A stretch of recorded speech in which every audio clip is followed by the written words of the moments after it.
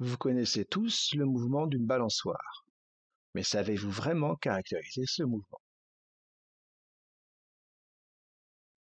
Et tout d'abord, un petit rappel sur la définition de la valeur de la vitesse.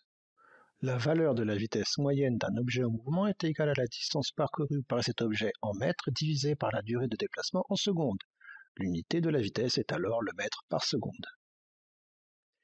Ici, le cycliste parcourt une distance d égale 200 mètres en une durée ΔT égale 20 secondes. Sa vitesse est donc égale à d sur ΔT égale 200 mètres sur 20 secondes égale 10 mètres par seconde. Ainsi, si on connaît la vitesse et la durée du déplacement, on peut connaître la distance parcourue. Et si on connaît la distance parcourue et la vitesse de déplacement, on peut connaître la durée du déplacement. Maintenant, il faut pouvoir représenter cette vitesse en utilisant ce qu'on appelle le vecteur vitesse. Nous allons nous intéresser au mouvement d'un point de cette balançoire et représenter sa vitesse à différentes dates de son mouvement. À la date t égale 0, la balançoire, écartée de sa position d'équilibre, est lâchée sans vitesse initiale.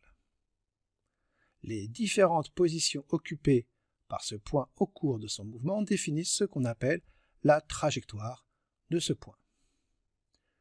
Le vecteur vitesse V1 d'un point de la balançoire à la date T1 se caractérise par une direction, celle de la tangente à la trajectoire, un sens, celui du mouvement, et une valeur V1 en mètres par seconde.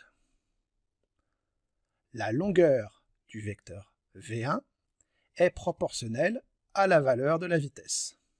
Si 1 mètre par seconde est représenté par ce petit segment, alors la vitesse en T1 vaut V1 égale 4 mètres par seconde. À la date T égale T2, le vecteur vitesse V2 est plus petit que V1, c'est normal, la balançoire ralentit.